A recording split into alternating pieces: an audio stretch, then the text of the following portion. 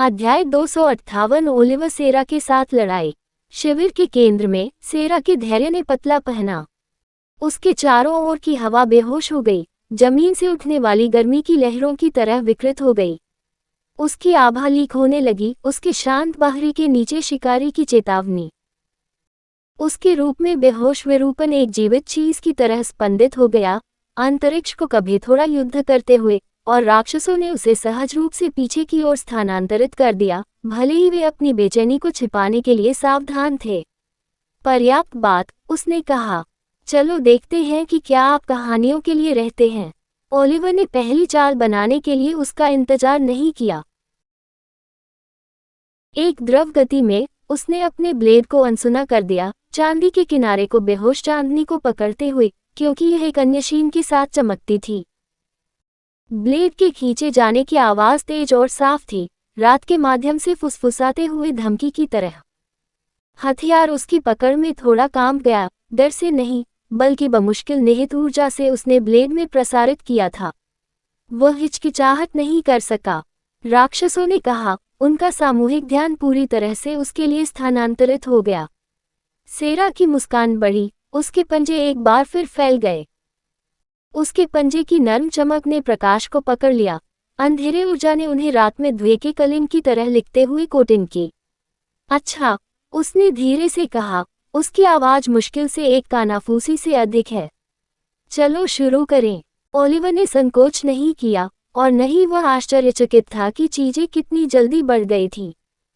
पहला एक्सचेंज सहज था। जंगली तलाव ने ब्लेड को एक तेज क्लैंग के साथ मुलाकात की, जो समाशोधन के माध्यम से पुनर्जन्म हुआ।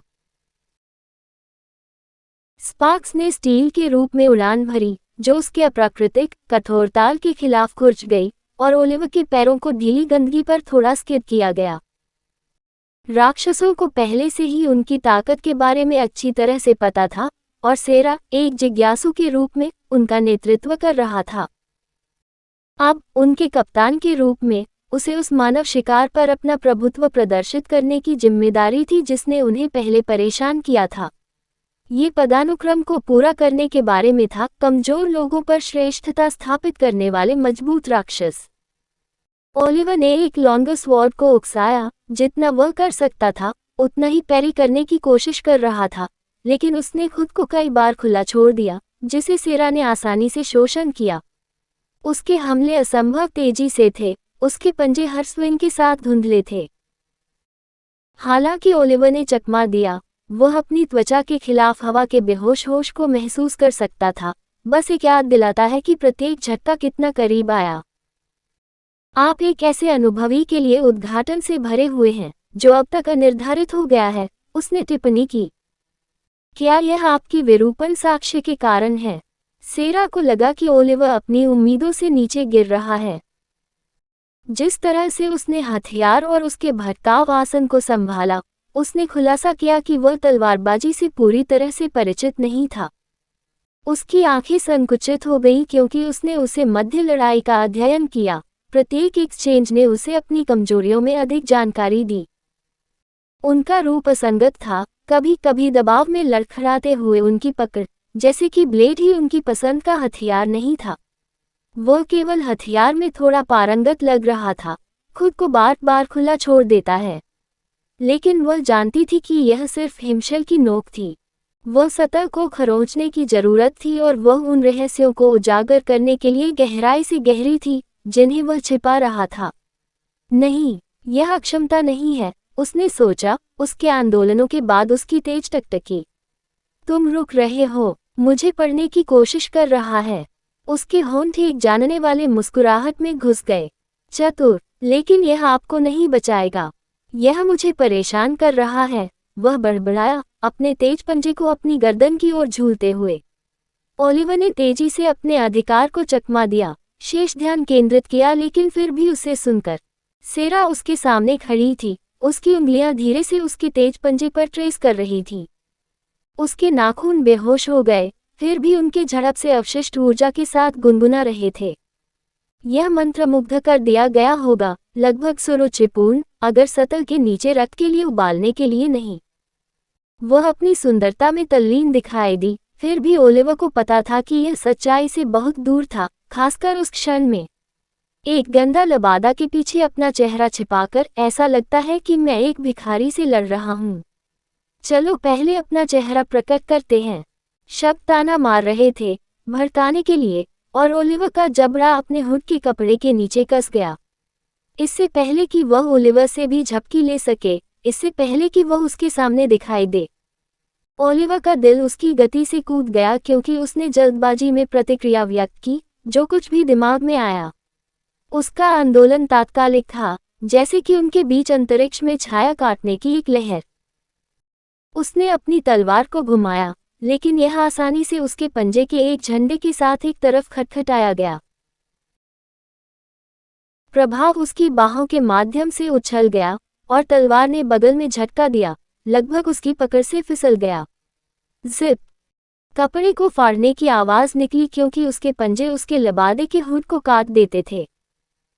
ठंडी रात की हवा ने उसके उजागर चेहरे को चूमा और उसने वृत्ति को पुनरावृत्ति करने के लिए दबा दिया, ये जानते हुए कि असुविधा दिखाने से केवल उसका मनोरंजन खिल जाएगा। राक्षसों ने अपनी सांस रोक ली, गौर से उनकी विशेषताओं का अध्ययन किया, जैसे कि उन्हें स्मृति में नक्काशी हुई। स्पष्ट आकाश के रूप में, नीले रंग के रूप में और बाल सबसे अंधेरी रात के रूप में, काले के रूप में उसका चेहरा आखिरकार सामने आया। एक कम बड़बड़ाहट एकत्रित राक्षसों के माध्यम से चीरती हुई, उनकी चमकती आंखें साजिश में संकीर्ण हो गईं। वे उसे पहचान नहीं पाए, लेकिन उसकी उपस्थिति के बारे में कुछ, उसकी टकटकी की भेदी तीव्रता, अजीब शांत जो उससे निकला था, उसकी बेचैनी को गहरा कर दिया। सेरा ने अपना सिर हिलाने से पहले एक सेकंड के लिए अपने चेहरे की जांच की। आपका चेहरा मुझे किसी को भी ध्यान देने योग्य नहीं है, और यहाँ मुझे लगा कि आप किसी ऐसे व्यक्ति के बारे में सुन सकते हैं, उसने एक मुस्कुराहट के साथ कहा, उसकी टकटकी उसकी भयंकर आंखों पर ताला लग रही है। एक पल के लिए उसके पंजे हिल गए, जैसे कि हड़ताल करने के लिए प्रलोभन दिया गया, लेकिन इसके बजाय उसने अपनी मुस्कुराहट, उसकी अभिव्यक्ति को अलग थलग कर दिया। वह आसानी से उसे घायल कर सकती थी, लेकिन वापस आ सकती थी, एक दुश्मन के साथ करने के रोमांच का आनंद ले रही थी, जिसने इतनी परेशानी का कारण बना। कुआं! वह और अधिक कहने वाली थी जब उसकी वृत्ति भड़क गई।